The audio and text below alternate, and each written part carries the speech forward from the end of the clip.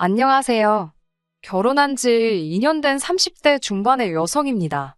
매일같이 다른 사람들의 사연을 들으며 이러쿵저러쿵 한 소리씩 하던 사람이기도 하고요. 그런데 오늘은 제 사연을 좀 말해볼까 합니다. 시부모님도 그렇고 아주버님 부부도 그렇고 어찌 그리 염치가 없으신지. 솔직히 시댁 식구들이 아무리 개차반이어도 남편만 멀쩡하면 이래저래 참고 살아봤을 거예요. 시댁 식구들하고 같이 사는 것도 아닌데 제가 뭐 한다고 이혼까지 하겠어요? 하지만 팔은 안으로 굽는다잖아요. 남편은 무슨 일이건 간에 시댁 식구들과 관련이 있다 싶으면 무조건 제가 이해하고 넘어가길 바랬어요. 남편이 아니라 남의 편이라더니 정말 그 말이 딱이더라고요. 이럴 거였으면서 왜 그렇게 절 꼬시려고 안달이 나 있던 걸까요? 남편은 저희 아버지 건물 3층에서 국어교습소를 운영하고 있었습니다. 저는 1층에서 카페를 운영하고 있었고요. 제 카페에 오시는 손님들은 대부분이 단골이고 남편도 그들 중 한 사람이었어요. 고객 관리 차원에서 손님들이 오면 상황이 허락하는 한 한두 마디 인사도 하고 가벼운 대화도 나눕니다. 나중에 들었지만 남편은 그 대화가 즐겁고 기다려지더래요. 아무튼 몇 번의 대화로 서로 좀 친해졌다 싶었을 때쯤 나이 얘기가 나왔습니다. 제가 33이라고 하니 남편은 잠깐 놀라는 듯 하더니 자기도 33이라더군요. 꽤나 어려 보였기에 당연히 저보다 동생일 거라 생각했는데 의외였지요. 그게 거짓말이었다는 걸 알게 된 건 남편과 연인 사이가 되고 반년쯤 되었을 무렵이에요. 여행지에서 쓸 차를 빌리려는데 남편의 운전면허증이 필요했거든요. 그때 남편이 저보다 5살이나 어린 연하라는 걸 알게 되었습니다. 처음엔 당연히 헤어지자고 했어요. 5살 연하면 제 남동생보다도 어렸으니까요.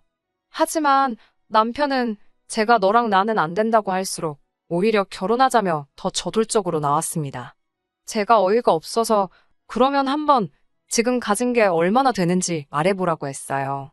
예를 들어 현재 얼마나 벌고 있는지, 모아둔 돈은 얼마나 있는지, 시부모님 재산 상태라던가 보통 사람들이 말하는 객관적인 조건들 말이에요.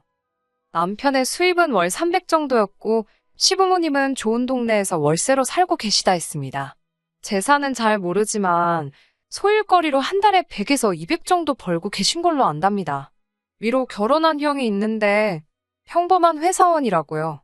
남편이 모아둔 돈은 3천 정도였는데 그 부분에 대해서는 솔직히 기대가 없었으니 실망도 없었다고 표현하는 게 적절하겠네요. 저보다 5살이나 어린데다가 군대 갔다 오고 어쩌고 이런 거 저런 거 생각하면 오히려 3천을 모았다는 게 기특해 보일 지경이었으니까요. 어떻게든 저한테 잘 보이려고 용을 쓰는 그 모습이 기특하기도 했고 나이를 알기 전부터 이미 만나오면서 사랑하는 마음도 쌓여 있었으니 결국 헤어지지 못했습니다. 오히려 상황을 해결하겠다며 남편이 보여준 추진력과 성실함에 더 확신을 갖게 된 것도 같아요. 돈이야 물론 있으면 좋았겠지만 없다는데 그걸 뭐라고 할 수도 없고 아직 갈 길이 구말리니까 둘이 같이 벌면 된다고 생각했어요. 이런 말 뭐하지만 저도 벌 만큼은 벌고 있었고 친정도 여유가 있었으니까 돈 문제에 있어서는 크게 예민하지 않았네요. 그렇게 저희는 2년의 연애 끝에 부부의 연을 맺게 되었습니다. 저와 남편 둘만의 결혼 생활을 이야기하자면 다른 부부들처럼 가끔 부딪히는 일이 있긴 했어도 무난한 편이었어요. 시댁 식구가 얽히는 경우만 제외한다면요. 더 정확히 말씀드리자면 시댁 식구가 얽혔다는 건 돈 이야기가 나왔을 때를 말하는 거예요. 이제 와서 돌이켜보면 진짜 돈 때문에 궁상맞은 시댁 식구들 때문에 정말 못 같은 일들이 많았는데요. 그걸 나열하자면 한도 끝도 없으니 몇 가지만 이야기해볼까 봐요. 결혼 초에 있었던 일입니다. 앞서 말씀드렸다시피 저도 남편도 저희 아버지 건물에서 사업을 하고 있었잖아요. 사람들은 제가 딸이니까 월세를 안 낼 거라고 생각하던데 저도 될 거 다 내면서 장사하는 입장이었습니다. 아버지께선 설령 그 돈을 다시 저에게 용돈으로 줄 때 주더라도 일단 받을 건 받아야 한다며 돈 거래는 깨끗이 하는 게 좋다고 하시는 분이시거든요. 그런데 정말 결혼하고 한 두세 달쯤 됐을 무렵이었어요. 아버지께서 저에게 왜 강서방은 월세를 입금을 안 하냐고 강서방 사업이 잘 안 되냐고 물어보셨어요. 학생 수도 늘고 있었고 옆에 빈 사무실로 교습소를 확장하네만 하는 상황이었는데 그런 소리를 들으니 당황스럽더군요. 제가 아버지께 그럴 리가 없다고 한번 확인해 보겠다 했습니다. 아버지께서는 혹시나 말 못할 사정이 있을지도 모르니 조심해서 물어보라 하셨어요. 괜히 남편 자존심 건들지 말라고요.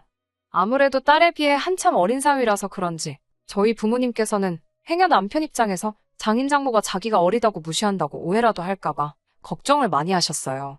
그래서 말 한마디라도 늘 조심해 주셨고 배려해 주셨습니다. 밀린 월세에 대한 남편으로부터 돌아온 대답은 황당했습니다. 장인어른 건물인데 사위가 월세를 왜 내냐입니다. 제가 황당해서 친정부모님은 건물에서 나오는 월세로 생활비도 하시고 노후 준비도 하신다. 다 친정부모님 재산인데 그걸 당신이 왜 마음대로 낼지 말지를 정하냐니까. 이제 한가족인데 그런 걸 다 따지시냐며 자기는 생각도 못했답니다. 그러더니 월세는 내겠다면서 대신 확장은 못하겠다며 한숨을 푹푹 쉬더라고요. 이제 보니까 비어있던 사무실도 공짜로 쓸 셈이었던 거지요. 어찌나 괘씸하던지 확장을 할 거면 아버지랑 정식으로 계약서 다시 쓰고 하고 그럴 능력 안 되면 깔끔하게 포기하라고 딱 잘라 말했습니다. 결국 남편은 일주일에 걸쳐 밀린 월세를 다 냈고 확장은 안 하더라고요. 어이가 없어서.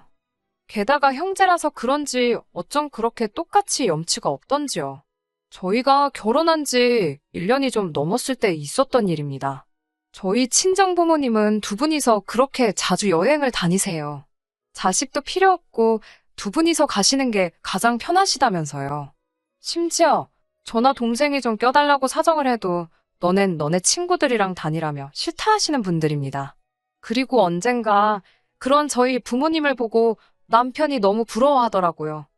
그래서 제가 어머님 아버님 결혼기념일을 맞이해 큰맘 먹고 제주도행 비행기 티켓하고 호텔을 예약해드렸습니다. 그런데 두 분께서 저희더러 같이 가자고 하시더군요. 노인네 둘이 가서 무슨 재미가 있냐면서요. 좋아하시면서도 걱정하시는 모습을 보니 차마 싫다 소리는 못하겠더라고요. 결국 저희 티켓하고 호텔도 추가로 사기로 했습니다. 그때 남편이 갑자기 생각났다는 듯이 한번 아주버님과 형님에게도 갈 생각이 있는지 물어보자더군요. 아주버님께 전화를 걸었습니다. 상황 설명을 하고는 어떻게 하시겠냐 물으니 그럼 이참에 당신들도 애들 데리고 같이 가고 싶다 하시더군요. 저는 그럼 제 계좌로 추가 금액을 보내달라 했습니다. 제가 한 번에 카드로 긁겠다고요. 그러자 아주버님께서는 잠깐 말이 없으시더니 어머님 아버님 티켓은 누가 사냐고 물어보시더군요. 순간 아주버님이 보태시려고 그러시나 싶어서 제가 사는 건데 부담 갖지 마시라 했습니다. 아주버님 내보다는 저희 쪽이 형편이 낫기도 했고 처음부터 제가 해드릴 생각으로 벌인 일이니 부담 주고 싶지 않았거든요. 그런데 아주버님 입에서 나온 말은 전혀 뜻밖이었습니다. 기왕 제가 쏘기로 한 거 기분 좋게 다 쏘랍니다. 누구 건 내주고 누구 건 안 내주고 좀 치사한 것 같다면서요. 황당해서 저한테 지금 아주버님 내 비행기하고 호텔을 전부 다 내달라는 거냐고 되물으니 자기네 사정에 100만 원은 지금 좀 무리랍니다. 그래서 못 가시면 아쉽지만 어쩔 수 없지 않냐고 다음에 같이 가자고 했어요. 잠깐 말이 없던 아주버님이 남편을 바꾸라고 하더군요. 저도 더는 상대하기가 싫어서 그대로 남편에게 전화를 넘겼습니다. 전화기를 들고 있던 남편의 표정이 점점 똥 씹은 표정으로 바뀌더라고요. 그때 전 남편도 저와 똑같은 마음일 거라고 생각했어요. 그래서 저렇게 기분이 나쁜 거라고 아주버님이 정말 뻔뻔하고 염치가 없어서요. 하지만 전화를 끊고 남편은 오히려 저에게 화를 내기 시작했습니다. 형네 사정 뻔히 알면서 돈 100만 원 가지고 왜 그렇게 치사하게 구냐고요. 우린 100만 원 없어도 안 죽지만 저쪽 집은 죽는답니다. 제가 죽긴 뭘 죽냐고. 그리고 그 정도로 없으면 안 가는 게 맞지. 내줘도 내가 내주고 싶으면 내주는 거고 안 내준다고 욕하는 거 보니까 안 내준다고 말하길 잘했다 싶다고 저도 받아쳤습니다. 그러자 남편이 한다는 소리가 아주버님 볼 면목이 없어서 자긴 제주도 안 간다더군요. 저더러 혼자 시부모님 모시고 다녀오라면서요. 그래서 제가 됐다고 그럼 어머님 아버님 두 분이서 가시게 하던가 당신이 혼자 모시고 가라고. 나는 그렇게는 안 간다고 했습니다. 이건 뭐 돈은 돈대로 쓰고 욕은 욕대로 먹고 기분 더럽다고요.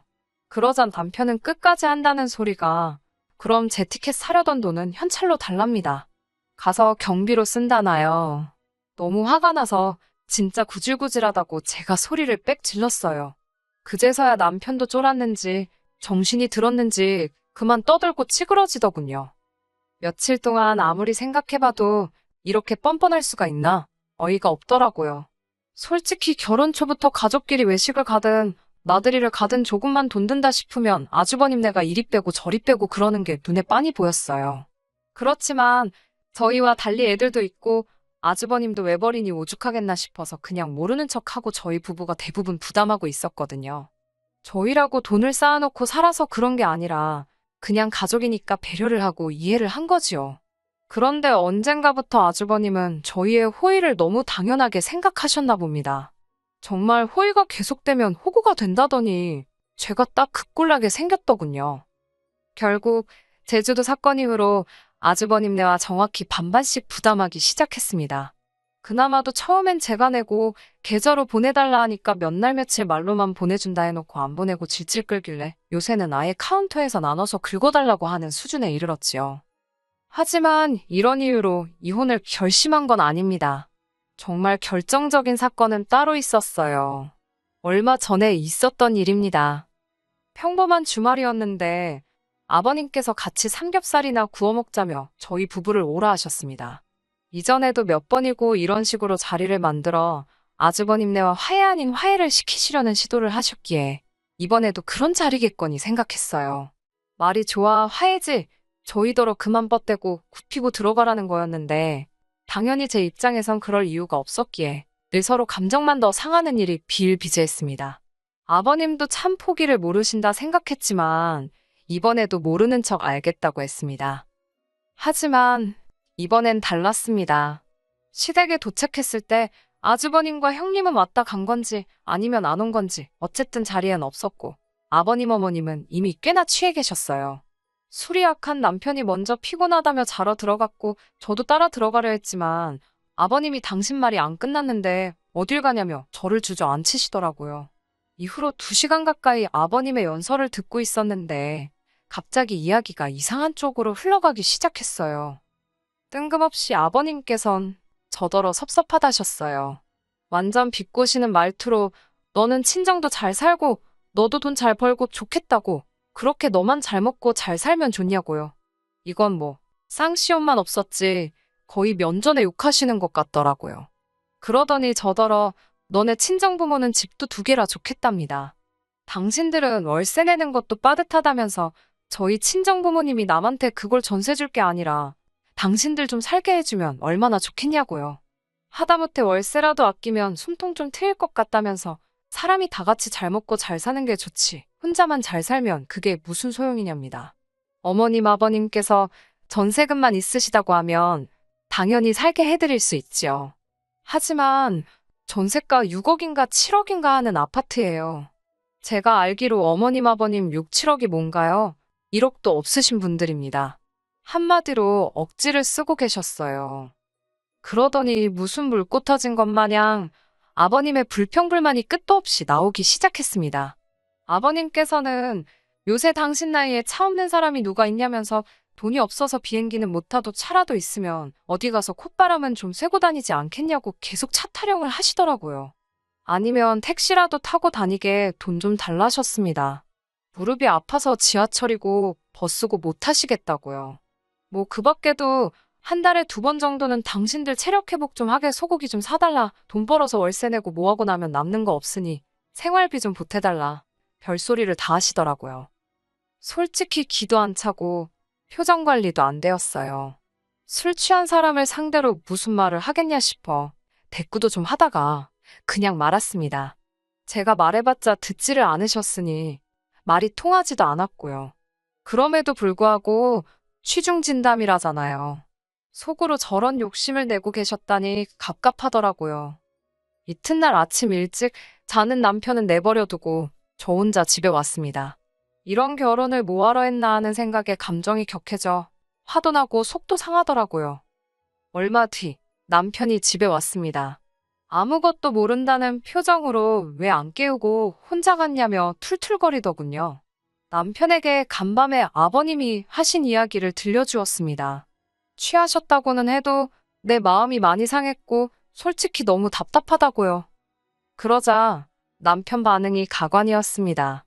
자기 부모님이 오죽하시면 그런 말씀을 하셨겠냐며 꾹꾹 눌러놓으셨던 저에 대한 실망과 화가 터져나온 거랍니다. 자기가 보기에도 제가 돈 좀 있다고 어머님 아버님한테도 그렇고 아주버님한테도 너무 예의가 없었다는 거예요. 솔직히 이번에 차 바꾼 것도 그렇답니다. 그럴 돈이 있으면 제 차를 업그레이드 할 게 아니라 이참에 아버님도 한 대 딱 사드렸어야 한답니다. 어머님 아버님 입장에선 어린 아들 나이 많은 며느리한테 보냈을 때는 말씀은 안 하셔도 기대하시는 바가 있으셨을 거라고요. 오해하지 말고 들으라면서 자기가 정말 객관적으로 이야기하는 거라는데 어처구니가 없더라고요. 내가 먼저 결혼하자고 그랬냐니까 자기는 저한테 기대고 살 수 있을 줄 알았답니다. 정말 결혼 전에는 별도 달도 따질 것 같더니 이게 무슨 일이지 어안이 벙벙하더군요. 며칠의 고민 끝에 남편에게 이렇게 사는 건 아닌 것 같다고 헤어지자 했습니다. 이혼하자고요. 당신도 무섭고 당신 가족들도 무섭다고 했네요. 나를 무슨 봉으로 아는 것 같은데 이러다 나중에 내 재산 넘볼까 무서워서 같이 못 살겠다 했습니다. 자꾸 나더러 돈 많다고 하는데 맞다고 나 정말 돈이 많아서 너 같은 그지 새끼랑은 못 살겠다 했네요. 적선도 한두 번이지 이러다 지갑 내놓으라 할까봐 무서워서 한 집에 못 있겠다고요. 친정 부모님이 부부간의 말 함부로 하지 말라고 상처된다고 못 주워 담는다고 항상 말 조심하라 가르치셨는데 막말로 말조심이고 나발이고 말이 칼날이라면 남편 가슴을 갈기갈기 찢어놓고 싶은 심정이었습니다. 남편은 이혼해봤자 제 재산의 반이 자기 거라며 자기는 손해볼 거 없다는 멍청한 소리를 떠들어대더군요. 제가 나이도 어린 게 까불고 있다면서 세상 일이 그렇게 네 생각대로 굴러가질 않는다고 어디 좋은 변호사 한번 찾아보라 했습니다. 저희는 그렇게 결국 남남이 되었습니다. 이혼의 문턱까지 가서야 남편은 저에게 정말 잘못했다고 거의 싹싹 빌다시피 사과를 해왔어요. 평생 제 말 잘 듣고 살겠다면서 한 번만 봐달라고요. 원하면 시댁 식구들 그 누구와도 연락하지 않을 자신도 있다 했습니다. 당연히 믿지 않았지요. 남편을 포함한 모든 시댁 식구들을 차단했고 조금이라도 관련 있는 사람들에겐 남편의 거지근성 때문에 이혼했다 했습니다. 사람들이 어떻게 받아들일지 행여 남편 귀에 들어가면 찾아오진 않을지 걱정이 안 된 건 아니지만 또 거짓말도 아니니까 굳이 성격 차이내 모네 말 같지도 않은 변명은 하기 싫었거든요. 비록 이혼녀 딱지를 달게 되었지만 인생 공부 한번 세게 했다 생각하고 털어버려야겠지요. 아, 그리고 지난달에 남편 사무실 계약 기간이 끝났거든요. 친정아버지께서 공실로 놀리는 한이 있어도 너한테는 안 내준다며 계약 연장 안 받아주셨습니다. 남편은 아무리 그래도 남의 밥줄 가지고 이러는 게 어딨냐고 치사하다고 생난리를 쳤지만 이제 남남인데 알게 뭐래요. 밥줄이 이어지든 끊어지든 걔가 물어가든 제 할 바는 아니잖아요. 이참에 남편이 정신 차리고 철 좀 들면 좋겠네요. 인생은 실전이라는 것도 좀 배우고요. 끝까지 들어주셔서 감사합니다. 오늘의 사연은 여기까지입니다. 구독과 좋아요, 알람 설정 부탁드리고 더 좋은 사연으로 다시 찾아뵙겠습니다. 감사합니다.